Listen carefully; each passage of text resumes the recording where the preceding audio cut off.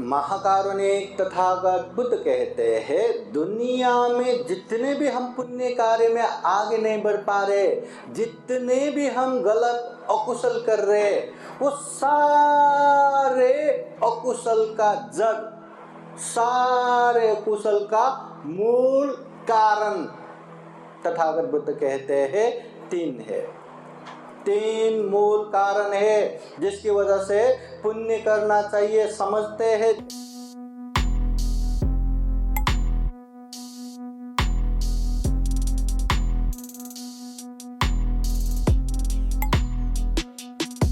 हाँ, सभी जन हाथ जोड़िए और बोलिए साधु साधु साधु। पुण्यं चे पुरुषो कैरा कैराथे तं पुनः पुनः तम्मे छन्दं कैराथ सुखो पुण्य शौचयो सब पापस अकरणं कुशल सौपसंपदा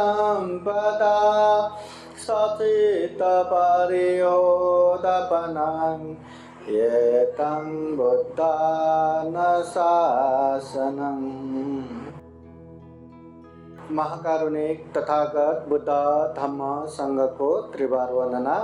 परम पूजनीय बोधिसत्व डॉक्टर बाबा साहब अम्बेडकर बुद्ध जयंती तथा 18वें विशेष पुण्य कार्य निमित्त आज 23वां ऑनलाइन बौद्ध धम्म परिषद आयोजना हो रहा है। इस कार्यक्रम के प्रमुख धम्मदेशक तथा उद्घाटक पूजनीय प्राचार्य डॉक्टर खेमनमो महाथेरो बंटी जी को त्रिवार वंदना। धम्मदेशना देके जो गए पूजनीय पदंत नागसेन, पूजनीय भिक्षु संगरत्न गुरुबोधि और यहाँ कार्यक्रम में उपस्थित पूजनीय भिक्षु रोहन महाथेरो, अनुरुद्ध थेरो, प्रमुख पूजनीय भिक्षु संघ सामनेरगण, प्रत्यक्ष अप्रत्यक्ष जुड़े हुए संपूर्ण श्रद्धा संपन्न बुद्धि संपन्न उपासक उपासिकाएं, आज 23वां ऑनलाइन बौद्ध धम्म परिषद संपन्न हो रहा है। ये धम्म परिषद में साथ देने वाले, सहयोग करने वाले, इतने धूप में भी यहाँ प्रत्यक्ष उपस्थित होके धम्म देशना सुनने के लिए आने वाले संपूर्ण उपासक उपासिकाएं और अपने अपने जगह पे बैठकर ये पुण्य कार्य में सहभागी होने वाले संपूर्ण उपासक उपासिकाएं, आप सभी के जीवन में बुद्ध का आशीर्वाद रहे, धम्म का आशीर्वाद रहे, संघ का आशीर्वाद रहे। जीवन में अच्छे इंसान बन के, अच्छे धम्म का माहौल बना के खूब पुण्य करे, खूब धम्म करे, ऐसी कामना करते हैं, आशीर्वाद देते हैं। बोले साधु साधु साधु। आज खूब सारा धम्म देशना सुन लिए। धम्म देशना सुनना भी चाहिए। धम्म देशना सुनने के लिए ही ये ऑनलाइन बौद्ध धम्म परिषद है। तो खूब सारा धम्म देशना हो गया। आज हमने धम्म देशना सुना। आज से पहले कितने कितने धम्म देशना सुने, आने वाले समय में भी कितने कितने धम्म देशना सुनेंगे। धम्म देशना देने वाले हर पूजनीय भिक्षु संघ हमें पाप और धम्म के विषय में ही उपदेश देगा। पाप पाप है, उससे गलत दुष्परिणाम आएगा। पुण्य पुण्य है, धम्म धम्म है, उससे अच्छा सुख शांति आएगा। यही उपदेश हम सुनते रहते हैं।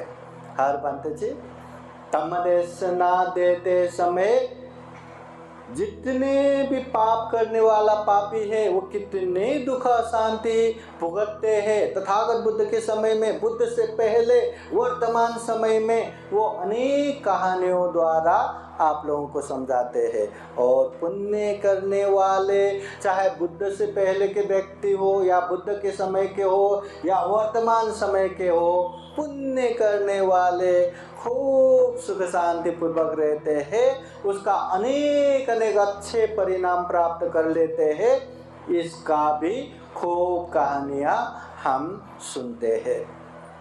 तथागत बुद्ध भी कहते हैं, पुण्यं चे पुरुषो कैरा कैरा थे तम पुनः पुनः। हर इंसान को पुण्य करना चाहिए, बार बार करना चाहिए।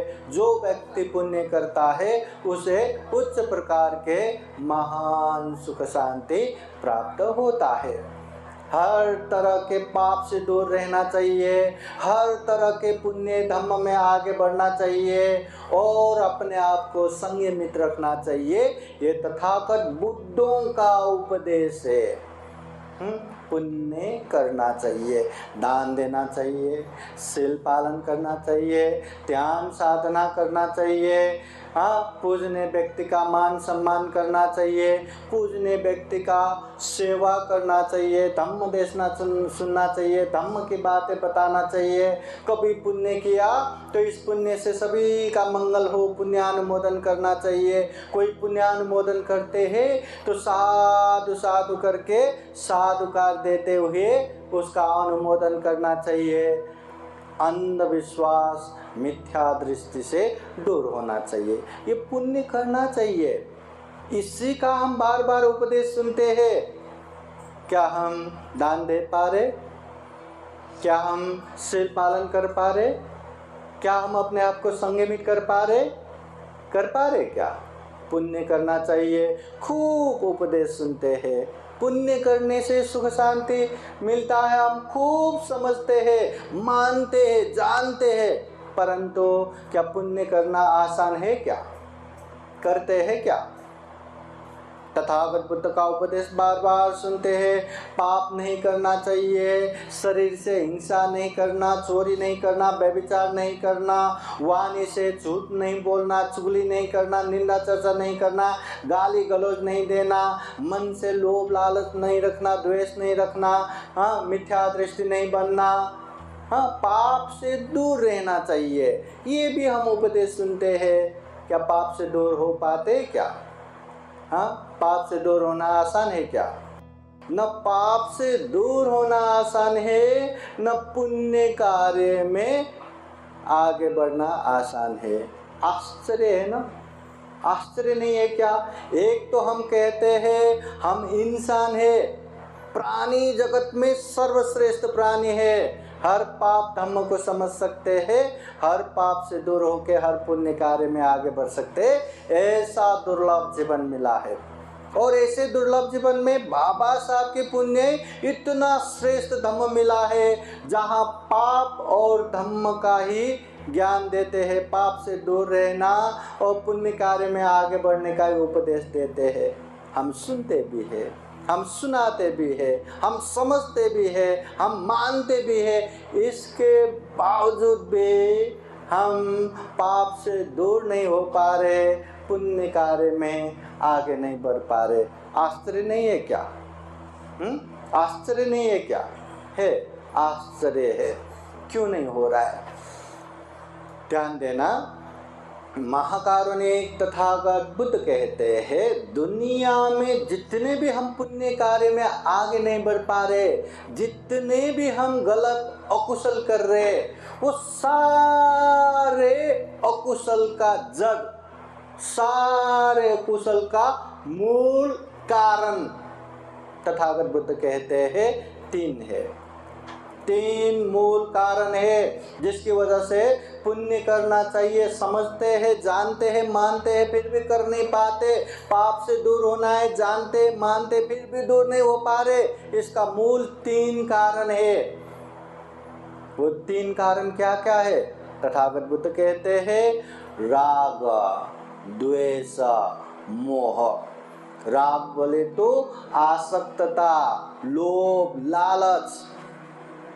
लोभ लालच है, इसलिए हम पुण्य नहीं कर पाते। दान देने में कितना लोभ लालच है ना?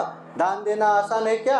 आसान नहीं है। लोभ लालच, या लोभ लालच या द्वेष दुराभावना, उसने ऐसा किया, उसने वैसा किया, इसको भी मैं ऐसा सिखाऊंगा, ऐसा बदला लूंगा, हाँ इसको तो ऐसा करूंगा वैसा करूंगा, बदला लेने की भावना, फिर मोह मूर्खता, जानता ही नहीं, समझता ही नहीं, मूर्ख बना। ये 3 मूल कारण है जिसकी वजह से हर तरह के पाप होता रहता है, हर तरह के अकुशल होता रहता है। राग, द्वेष, मोह, ये 3 चीज आज हम इसको उदाहरण द्वारा थोड़ा थोड़ा छोटा उदाहरण से जानेंगे। राग क्या है, द्वेष क्या है, मोह क्या है। एक उदाहरण, आकाश में उड़ने वाला चील। अभी अभी उसको एक छोटा सा मांस का टुकड़ा मिला, लाल लाल मांस का टुकड़ा। वो मिलते ही जमीन से ऐसे झपट लिया और आकाश में उड़ने लगा। अभी उसका ध्येय क्या है? वो मांस का टुकड़ा अपने जगह तक लेके जाना, मस्त खा लेना। परंतु लाल लाल मांस का टुकड़ा लेके वो आकाश में उड़ रहा था, तो बाकी पंछियों का नजर भी उसमें गया। अनेक पंछियों ने देखा, अनेक चीलों ने देखा। फिर क्या, उसके पीछे पीछे पीछे पीछे भागने लगे। क्यों? वो मांस का टुकड़ा छीन के लेने के लिए। देखते ही देखते वहाँ खूब सारे पंछियां जमा हो गया। किसी ने चोंच मारा, किसी ने पंख से मारा, किसी ने ऐसे मार मार के लहू लुहान कर दिया।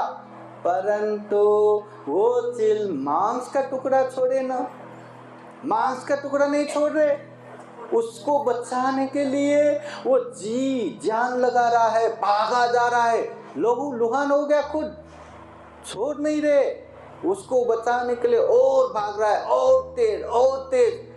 परंतु इतने सारे पंछियों के बीच में वो बच नहीं पाया। हर कोई उसको मारे जा रहे, चोंच मारे जा रहे, पंख मारे जा रहा है, उड़ रहा है, हाँ लहू लुहान हो रहा है, छोड़ नहीं रहा है। परंतु ज्यादा ही लहू लुहान होने के बाद क्या करे, उसके हाथों से छूट ही गया। जैसे ही वो मांस का टुकड़ा छूट गया, आकाश में दूसरे चील ने ऐसे झपट लिया, फिर वो भागने लगा। अब देखो, पहले जिसके पीछे सारे पंछियां पड़ा था, अब उसको ध्यान ही नहीं। जिसके पास मांस का टुकड़ा है, अब उसके पास भागने लगे, अब उसके पीछे पीछे लग के उसको ही चोंच मारने लगे, उसको ही पंख मारने लगे, वो मांस का टुकड़ा छीनने में लगे। वो बेचारा जो चील लहू लुहान था, वो एक पेड़ में आ गया और वहाँ आराम का श्वास लेते हैं, इतना लहू लुहान होने के बाद। ये छोटा सा कहानी है। हाँ, जब तक हम हर चीज मैं, मेरा, ये भी मेरा, वो भी मेरा, ऐसा भी मेरा, वैसा भी मेरा, हर चीज मेरा करके जितना हम पकड़ के ले रखेंगे, जितना लोभ लालच ज्यादा होगा, जितना आसक्तता ज्यादा होगा, उतना ज्यादा हमें दुख होगा, तकलीफ होगा, बेचैनी होगा, हर तरह का पाप होगा। वो बचाने के लिए हर तरह के पुण्य कार्य से दूर दूर होता जाएगा। यही आसक्तता की वजह से, यही लोभ की वजह से, यही राग की वजह से। इसलिए जब तक ये लोभ लालच रहेगा ना, जीवन में सुख शांति होगा ही नहीं, क्योंकि पुण्य नहीं करने देता और पाप से दूर होने नहीं देता। ये भी मेरा, वो भी मेरा, ये भी चाहिए, वो भी चाहिए, हर चीज में, चाहे गहना हो, कपड़ा हो, वस्तु हो, सामान हो, घर हो, गाड़ी हो, अनेक तरह के निर्जीव तो क्या, सजीव भी। हाँ, लोग देखने के बाद अरे ये कितना अच्छा है, ये आईपन मला पाहिजे, ये पाईपन मला पाहिजे, ये भी चाहिए, वो भी चाहिए, मेरा मेरा मेरा मेरा, हर चीज मेरा। कितना दुख, कितना तकलीफ। यही राग है, यही आसक्तता है, यही लोभ लालच है जो अनेक दुख का कारण बनता है। इसलिए ये दुख का मूल जड़ है, पाप का मूल जड़ है। अभी ये लोभ लालच, ये राग आसक्तता हटाने के लिए क्या करना चाहिए? अगर व्यक्ति में ज्यादा अटैचमेंट हो गया, ज्यादा आसक्त हो गया, ये मेरा, ये मेरा, ये मुझे, हाँ, कोई रहता है ना, पति पत्नी में हो, दोस्त में हो, या कोई भी हो, मेरा मेरा मेरा मेरा ज्यादा आसक्त हो गया, तो तथागत बुद्ध कहते हैं अशुभ भावना किया करो, अशुभ भावना। हाँ, ऊपर से नीचे तक ये शरीर गंदगियों से भर पड़ा है, मल मूत्रों से भर पड़ा है। ऐसा कोई एक जगह भी नहीं जहाँ से सुगंध निकलता हो। निकलता है क्या? पसीना निकलो, दुर्गंध ही, हर चीज दुर्गंध ही दुर्गंध। तो ऐसे अशुभ भावना देखो, अच्छे अच्छे व्यक्ति देख के हम बहुत ही, अरे कितना अच्छा है, खूब ही अच्छा है, हाँ, अरे कितना भी अच्छा हो, वो मरने के बाद देखो, देखने तक का मन नहीं होगा। और मरने के बाद एक दिन ऐसे ही रखो, लाश कैसा दिखने लगेगा, 2 दिन रखो कैसा दिखने लगेगा, 3-4 दिन में तो पूरा गंदगी बहना शुरू हो जाएगा, और 7-8 दिन रखा तो कीड़े पड़ने शुरू हो जाएगा। इतना विभत्स दिखेगा जो इतना सुंदर हम कहते हैं। तो ज्यादा ही ऐसे आसक्त हुआ तो अशुभ भावना करना, और ज्यादा ही लोभ लालच आ गया, ये पन मला ते पन मला, ये मुझे, ऐसे में तथागत बुद्ध कहते हैं मरणानुस्मृति भावना करो। दुनिया में मेरे पास इतना उतना धन संपत्ति है करके जिसको पता भी नहीं, ऐसे सम्राट, ऐसे महाधनवान, ऐसे अलेक्जेंडर कितने मर के गए, और मरने के बाद एक पैसा भी साथ में लेके नहीं जा पाए, एक पैसा भी। हाँ, तो हम भी अनेक तरह के गलत करते हुए, पाप करते हुए पैसा जमा करेंगे, अनेक तरह से धन संपत्ति जमा करेंगे, सब के सब ऐसे ही छोड़ के जाना है। ये बात को ध्यान में रखते हुए लोभ लालच को कम करो। जहाँ लोभ लालच होगा वहाँ पाप होगा, जहाँ पाप होगा वहाँ दुख, अशांति, तकलीफ पीछे पीछे आता रहेगा। क्या हमें दुख, अशांति, तकलीफ चाहिए? चाहिए क्या? नहीं चाहिए। तो ये मूल कारण है राग आसक्तता। इसको जानो, इसको समझो, इसको जड़ से ही नष्ट करने के प्रयास करो। दूसरा है द्वेष, दुराभावना। एक छोटा सा कहानी। एक भंते जी सुबह सुबह हाथ में भिक्षा पात्र लेके भोजन के लिए भिक्षा लेने के लिए गए। एक घर के सामने खड़े रहे। जैसे ही घर के उपासिका ने देखी, अरे भंते जी आए, चलो चलो चलो कुछ देते करके जो है वो लेके भिक्षा देने के लिए गए। जैसे ही भिक्षा देने के लिए गए, उसकी नजर भंते जी के चेहरे पे पड़ गए और परेशान, अरे बाप रे, भंते जी मांग के खा रहा है परंतु इतना शांत, इतना प्रसन्न, दूर दूर तक कोई टेंशन, दुख, तकलीफ दिखता ही नहीं। तो वो देखने के बाद वो उपासिका को लगा कि भंते जी से एक बात पूछ ही लेता हूँ। तो पूछती है, भंते जी हमारे घर में इतने दुख, इतने अशांति, हमेशा झगड़ा होता रहता है, कलह होता रहता है, इसका कारण क्या है? भंते जी बोले ना, हाँ, शांत भिक्षा के लिए ही वो इंतजार कर रहा था, कुछ भी नहीं बोला। फिर वो उपासिका पूछते हैं, भंते जी हमारे घर में शांति नहीं है, हमेशा झगड़ा होता रहता है, कलह होता रहता है, इसका कारण क्या है? कृपा करके बताइए। फिर भी भंते जी कुछ नहीं बोले। तीसरी बार भी पूछती है वो उपासिका, भंते जी कृपा करके बताइए ना, हमारे घर में खूब झगड़ा होता है, इसका कारण क्या है? अब भंते जी कहते हैं, मैं यहाँ भिक्षाटन के लिए आया हूँ, देना है दो, नहीं तो मैं चला। देना है दो, नहीं तो मैं चला। ऐसा सुनने के बाद वो उपासिका को इतना गुस्सा आया, इतना चिड़चिड़ा हुआ। अरे मैंने क्या ही पूछा, हाँ पंडित जी को एक ही तो प्रश्न पूछा कि घर में झगड़ा कलह है, उसका कारण क्या है, इतना भी जवाब नहीं देना, देना है तो दो, नहीं तो चला। अरे ये क्या बात हुआ, इतना चेहरे पे गुस्सा दिखाई दे रहा है, इतना चिड़चिड़ा, वो काम नहीं लगा, चिट होके। फिर पंत जी शांत होके कहते हैं, उपासिका पूछ रही थी ना ये झगड़ा कलह का कारण क्या है, यही है। क्या है, यही है। छोटी छोटी बातों को भी समझे बिना खूब चिड़चिड़ करना, खूब गुस्सा करना, खूब गाली गलौज दे के बैठना, ये घर के कलह का कारण है, झगड़े का कारण है। हमेशा, हाँ हमेशा सबका मूड अच्छा रहता है क्या, कोई क्या होता है, कोई क्या होता है, कोई बोलता है, सुनने वाले सुन नहीं पाए, वो भी चिढ़ता है, फिर तो झगड़ा ही हो जाएगा।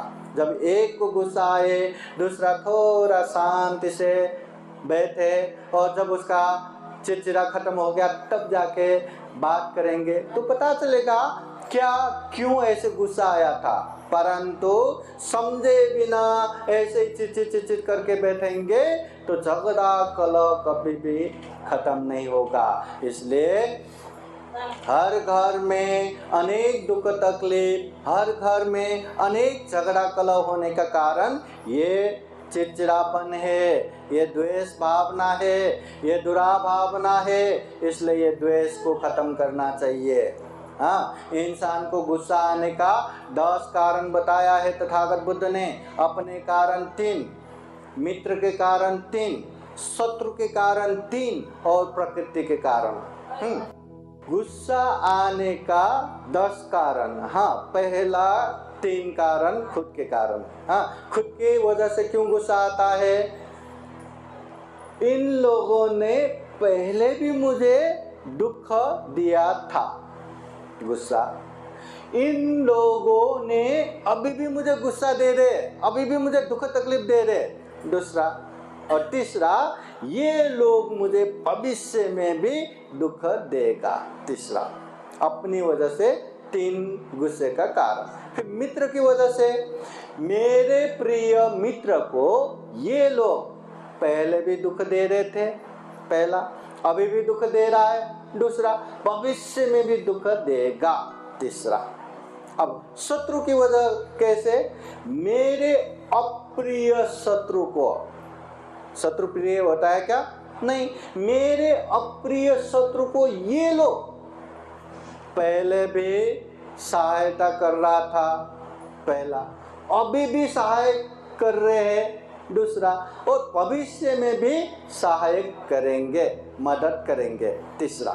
क्योंकि शत्रु को साथ देंगे तो गुस्सा आएगा ना, ये 9 हो गया। अब ये प्रकृति, ज्यादा धूप होने से भी गुस्सा आता है, कार्यक्रम चल रहा है लाइट गया तो उसमें भी गुस्सा आता है ना। जो प्रकृति का नियम है, स्वभाव है, उसमें भी गुस्सा आता है। गुस्सा दुख अशांति का मूल कारण है। अभी गुस्सा, अभी यहाँ धम्म देशना चल रहा है, आप लोगों को गुस्सा आए, किसी एक को भी गुस्सा आया किसी भी कारण से, धम्म देशना सुन पाएंगे, धम्म देशना में यहाँ रह पाएंगे, भन भन भन भन करके आप लोग चला जाएंगे, सारा पुण्य खत्म और अकुशली अकुशल। हाँ, इसलिए जहाँ द्वेष दुराभावना होता है वहाँ अनेक पाप होता है, जहाँ अनेक पाप होता है वहाँ अनेक अनेक दुख तकलीफ पीछे पीछे आता रहता है। तो अभी द्वेष दुराभावना खत्म करने के लिए क्या करना चाहिए, तथागत बुद्ध कहते हैं मैत्री भावना करो, सभी को समान रूप से व्यवहार करके सभी का मंगल हो, कल्याण हो, ऐसे कामना करो। कोई हमें गाली दे तो गुस्सा आता है कि नहीं, आता है। कोई हमें मारे तो गुस्सा आता है कि नहीं, हाँ आता है। हाँ, ताई को ये बेटे, हाँ आपको गुस्सा करेंगे, आपको ये आपको गाली देंगे, गुस्सा आएगा, ये आपको ऐसे मारेंगे, गुस्सा आएगा? अपना बच्चा है, कहाँ गुस्सा करेंगे, हो करके इतना लाड करके बैठेंगे, और वही चीज दूसरे करेंगे, इतना fun fun fun fun fun, बस इतना ही। हाँ, सभी को अपना समझो। जैसे मुझे सुख पसंद है, सबको सुख पसंद है, सबका मंगल हो, कल्याण हो। जैसे मुझे दुख पसंद नहीं है, किसी को भी दुख पसंद नहीं है, सभी का दुख खत्म हो। मैत्री भावना करो। मैत्री भावना करने से ही ये द्वेष दुराभावना खत्म होगा। याद रखना, बहुत सारे पाप का मूल जड़ है ये द्वेष दुराभावना, इससे दूर ही रहना चाहिए। अभी क्या क्या गया? पहले गया राग आसक्तता, दूसरा गया द्वेष। हाँ, अभी तीसरा एक बाकी है। तीसरा क्या है? मोह, मूर्खता, अज्ञानता। तथागत बुद्ध प्रतीत्य समुत्पाद में भी कहते हैं अविद्या पच्चया संखारा, ये जितने भी दुख का सिलसिला शुरू होता है यही अज्ञानता से शुरू होता है। यही अज्ञानता की वजह से हमें पाप पाप नहीं समझता, पुण्य पुण्य नहीं समझता। पाप करने से दुख होगा ये नहीं समझता, पुण्य करने से सुख होगा ये नहीं समझता। पाप करना ही है ये नहीं समझता, पुण्य पाप से दूर रहना ही है ये नहीं समझता, और पुण्य कार्य में आगे बढ़ना है ये नहीं समझता, समझना ही नहीं चाहते। हाँ, ये सारा का सारा यही मोह, यही अज्ञानता, ये मूर्खता है। इसलिए कहते हैं ना, कोई इंसान पानी में गिरने से नहीं मरता, वो तब मरता है जब उसको तैरने का ज्ञान ना हो। किसी का काम ऐसे खराब नहीं होता, खराब तभी होता है जब उसको काम करने का ज्ञान ना हो। हाँ, अज्ञानता एक अंधकार जैसा है, अमावस्या के रात कुछ भी नहीं दिखता। तो ऐसे समय में बाहर चलना पड़े तो आगे खाई है पता नहीं, गड्ढा है पता नहीं, क्या है पता नहीं, ऐसे अंधकार में चला तो कभी भी मर जाएंगे, कभी भी एक्सीडेंट हो जाएंगे। हाँ, इसलिए ये अज्ञानता अंधकार को नाश करने के लिए हमें प्रज्ञा रूपी ज्ञान चाहिए। यह अंधकार, ये अज्ञानता, ये मोह, ये मूर्खता हमें कोई भी पाप से दूर होने नहीं देता, कोई भी पुण्य कार्य में आगे बढ़ने नहीं देता। ये भी अनेक अनेक दुखों का मूल जड़ है, कारण है। अभी एक दो उदाहरण देखो। तथागत बुद्ध बनने के बाद अब ये ज्ञान मैं किसको दूं करके याद करके, पंच भद्रवर्गियों को याद करके बुद्ध गया से सारनाथ की तरफ चल रहे थे। चलते चलते रास्ते में एक उपक आजीवक मिला था। उपक आजीवक, तो उसने बुद्ध को देख के पूछा, आप बहुत शांत दिख रहे हैं, आप कौन है, आपका गुरु कौन है?